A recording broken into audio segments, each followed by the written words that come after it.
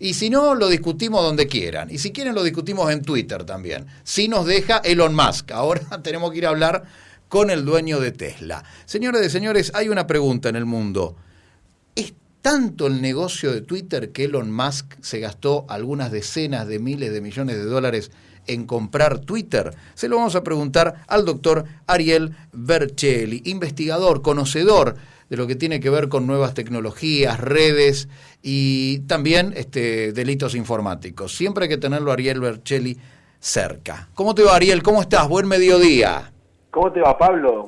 Buen día para ustedes y para toda la audiencia. ¿Qué onda con este muchacho Elon Musk? Y viste, ha como revolucionado todo el mundillo de las tecnologías y de las redes sociales. Y bueno, yo también estoy como bastante sorprendido. Lo ato a varias cosas que fueron sucediendo en este último tiempo, las especulaciones sobre criptomonedas, y un poco a lo que vengo viendo es que él está pensando, me parece, cómo darle continuidad a otros servicios, ¿no? Cómo darle fortaleza a través de una red social, independientemente de que se llame Twitter o lo que sea, vinculado al tema de Tesla y sobre todo vinculado al tema de SpaceX con Starlink, ¿no? Con el tema de esta red, esta constelación de satélites que están reconectando y están conectando a nivel internacional a todos los países. ¿Y qué rol jugaría entonces Twitter en eso? Y le daría continuidad, por ejemplo, a toda la parte de comunicación de estas computadoras inteligentes que tienen los autos, teniendo en cuenta que estos autos necesitan alta conectividad y teniendo en cuenta que además brindan todo tipo de servicios ya a nivel de entretenimientos, información, infraestructura para obviamente poder operar los autos autónomos y sobre todo teniendo en cuenta que este tipo de movimientos, además que tienen que ser aprobados a nivel de regulaciones y varias cosas más, digamos, no es que está cerrada la operación, sino que hay que verlos en términos geopolíticos también, ¿no? Con quienes compiten estas empresas norteamericanas a nivel mundial. Digamos, no es que un día a Elon Musk se le ocurrió comprar Twitter porque le parecía simpática la red social. Digamos, eso está lejos de este tipo de especulaciones. Sino que acá hay que ver, por ejemplo, sin ir más lejos, el conflicto entre Rusia y Ucrania, en donde obviamente la conectividad para el espacio ucraniano, luego de que los cables y todas las formas convencionales de conectividad se cayeron, están siendo conectados los ucranianos vía los satélites de Starlink, ¿no? Entonces, digamos, no es solo una cuestión de compra una red social y tiene que ver con la cuestión de la red social en sí misma o con los medios de comunicación o con la libertad de expresión, no. Tiene que ver con un posicionamiento de los norteamericanos en un momento crítico. Así que estas que son sus empresas insignias, estilo Amazon, estilo Facebook o, bueno, Alphabet en el caso de Google o Meta, ¿no? En el caso de Facebook, que era antes Facebook, empiezan a ser como su soporte. Empresas como Intel, empresas ahora como Tesla, como SpaceX, son empresas que buscan continuar este poder cuasi hegemónico que han tenido los norteamericanos. En ese sentido ahora compiten con otras empresas chinas y con los mercados más bien europeos. Entonces ahí hay que meter, justamente en este contexto, hay que meter esta operación que todavía está por ser aprobada en Estados Unidos. Ariel, antes de seguir, breve repaso de todas las marcas que dejaste, específicamente las pues lo tenemos a Mark Zuckerberg por un lado, lo tenemos al dueño de Amazon, Jeff Bezos, y lo tenemos a Elon Musk. Las de Elon Musk son hoy Tesla, Twitter y ¿qué más? Y bueno, SpaceX, porque acá un brazo de SpaceX, que es esta de los cohetes, y que obviamente está... Sí, la exploración privada del espacio. Exacto, y que está... A ver, vamos a poner entrecomillado esto de privado, ¿no? Vamos a lo dejamos abierto ahí, ahora lo retomamos. Dale. Y también está, obviamente, empresas como Alphabet, con Larry Page y Sergey Brin, que son realmente empresas líderes. En este punto hay que ver que los nombres no es que sobran, son ellos, son personas así de carne y hueso como vos, como yo, como la audiencia, etcétera. El tema es que son en sí mismos una red densa de otros negocios y cuando estas empresas tienen semejante tamaño, muchas veces los nombres son anecdóticos y no se diferencian de lo que es, por ejemplo, las políticas del gobierno norteamericano. Cuando viste que apareció todo este tema de la cancelación de los medios rusos, vinculado al tema de la guerra, ahí también empezamos a decir, bueno, pero ¿hasta dónde llega la libertad de expresión? ¿Hasta dónde bajan, por ejemplo, un canal como RT, etcétera, ¿no? Y bueno, hay algunas cuestiones que nosotros ya lo venimos trabajando, lo hemos charlado en otras oportunidades. A las empresas chinas no se les ocurre estar en contra del partido, de lo que indica el Partido Comunista Chino. A las empresas norteamericanas no se les ocurre estar en contra de lo que dice el gobierno norteamericano, y cuando el gobierno termina, en términos de recambio democrático, lo que dice el siguiente, ¿no? Para meter incluso el conflicto sobre la cuenta de Twitter de Donald Trump. En este punto hay que entender que muchas veces a nivel internacional estas empresas obviamente tienen su lugar en algún estado, en Estados Unidos, en China, en Rusia, en la Unión Europea, y responden a esos designios. Es decir, se les aplican las cuestiones de libre mercado, se les aplican un montón de regulaciones a nivel internacional cuando van de puertas afuera de su lugar, ¿no? De puertas afuera de Estados Unidos. Adentro de Estados Unidos responden a otro tipo de normativas.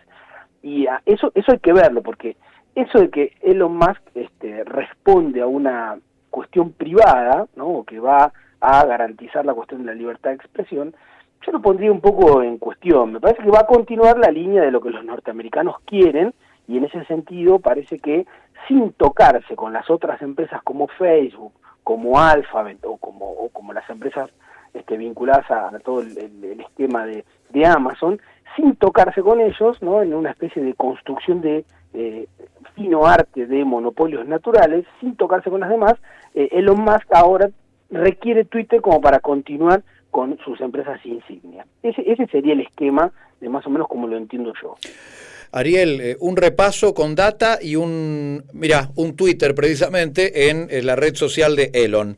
El directorio de Twitter, recordamos, aceptó la oferta que había rehusado hace unas semanas y le vendió Twitter a Elon Musk, a este empresario, por $44.000 millones. Hoy es el hombre más rico del mundo, pero también en esos $44.000 millones no es que la pone toda Elon Musk, sino que hay un consorcio de inversores, entre los que se destaca Morgan Stanley, que aportan unos $25.000 millones. Y completo con, entre todos los mensajes que dan vueltas por el mundo, aparece @Mauricio Macri.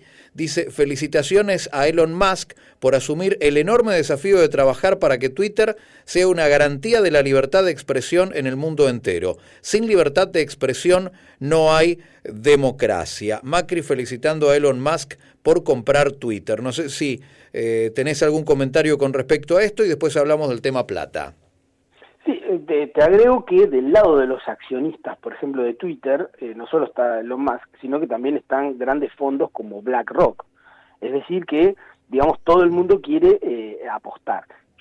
Perdóname, BlackRock es uno de los fondos buitres, los fondos que compró bonos de la deuda argentina. Exacto, entre otros, ¿no? Digo, entre los nombres que aparecen ahí dando vuelta. Okay. Y te lo digo también porque ahora la oferta que fue aprobada por el directorio, por aquellos que manejan o gestionan Twitter, tiene que ser aprobada por los accionistas y después tiene que pasar también una etapa de control, monitoreo y evaluación del gobierno norteamericano. Es decir, acá yo me refería hace un ratito, y ahora vamos a esta cuestión del comentario de Macri y demás, yo me refería hace un rato que a veces no se pueden diferenciar muy bien lo público y lo privado. Si uno mira la historia norteamericana, ve la enorme importancia que han tenido los juicios antimonopolio. Casos como AT&T, casos como IBM, ¿no? Central en la historia de la informática, etcétera, ¿no? Microsoft o mismo Google, etcétera. ¿Y ahora qué tienen que ver? El fino arte de la política norteamericana es, más allá de lo que uno podría criticar de eso, es tener estas empresas insignia que al interior no compitan entre sí. Es decir, siempre están de alguna manera bajo una especie de cortapisa, bajo una especie de límite, de frontera interna, para no generar conflictos. Obviamente que siempre tienen puntos de contacto, pero, por ejemplo, Google no compite con Facebook, o no competían antes, ¿no? Alphabet ahora con Meta. Y así, de alguna manera, el sistema operativo Android para los teléfonos no compitió con el Windows de las computadoras PC que se consolidó en los 80.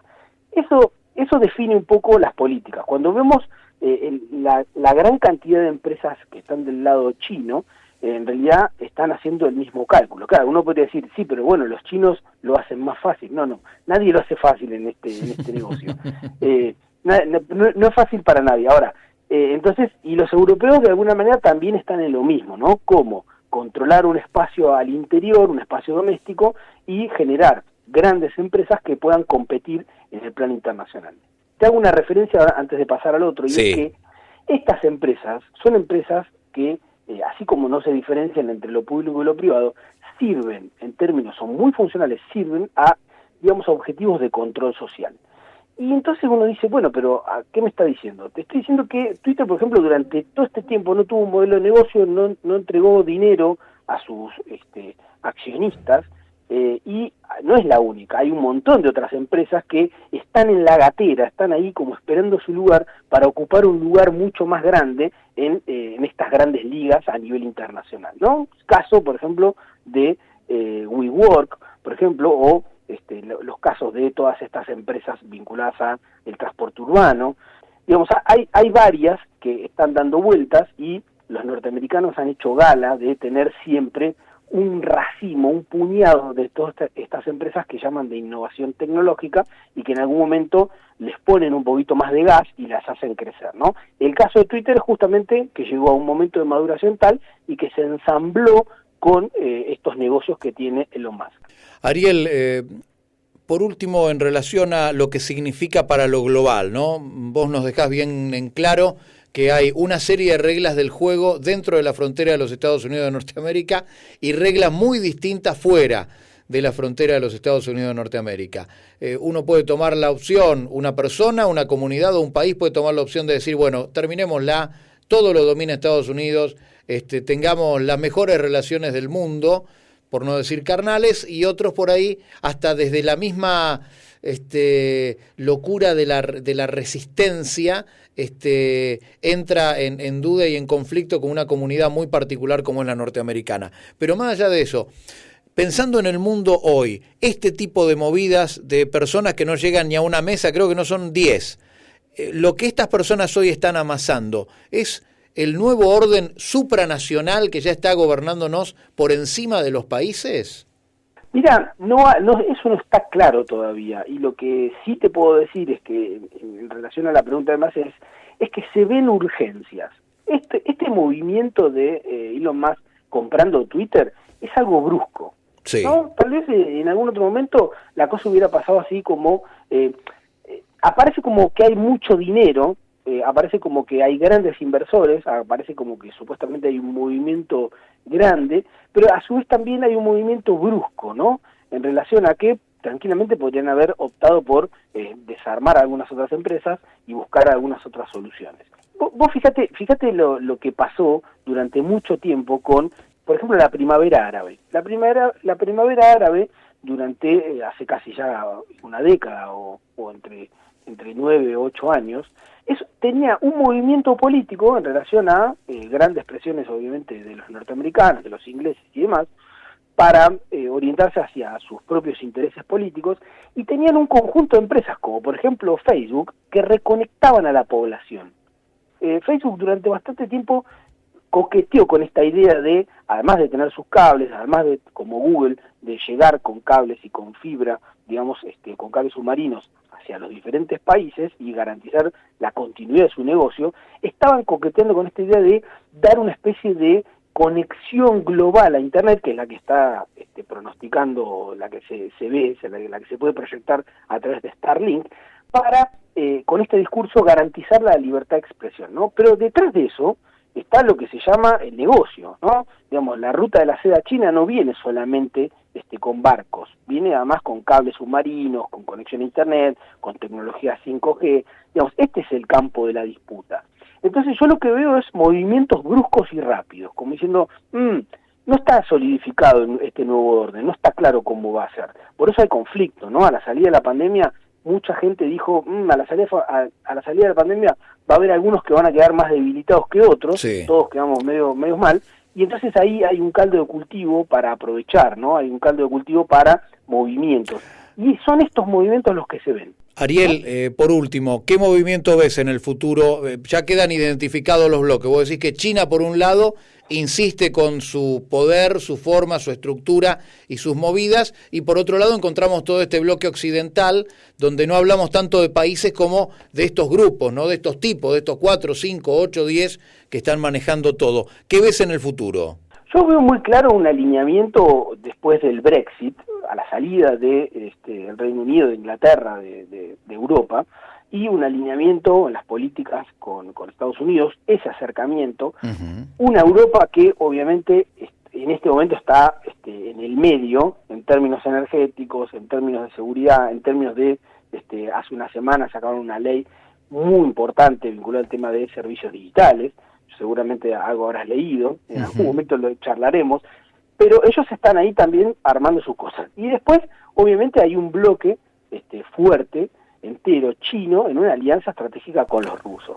Me quedo con eso, nos quedamos con esta data, por ejemplo, que hoy Estados Unidos no solo aporta armas en la guerra Rusia-Ucrania, sino que también aporta tecnología para que los ucranianos puedan seguir conectados. Y si te parece, la semana próxima me parece que tenemos que hablar de la persona que es la otra pieza en este rompecabezas, como para demostrar de todo aquel que pretenda ir en contra de todo esto que se está armando en el mundo, pagará. Y me parece que la semana que viene podemos hablar de Julian Assange. Sí, totalmente. Me parece que estaría buenísimo hablar de eso y sobre todo hablar cómo la libertad de expresión se ve muy resentida en época de conflicto, ¿no? Te mando un abrazo grande. Gracias por toda la data para entender un poquito más por qué Elon se compró Twitter. Saludos, Pablo, y saludos a la audiencia. Que tenga lindo día. Elon Musk pagó $44.000 millones para tener la red social Twitter, una red social que no aportó dividendos, que no aportó nada, pero ¿aporta qué? Aporta el poder y la presencia global. Y Ariel Berchelli, investigador de Linus, investigador de la universidad, analiza este fenómeno para nosotros.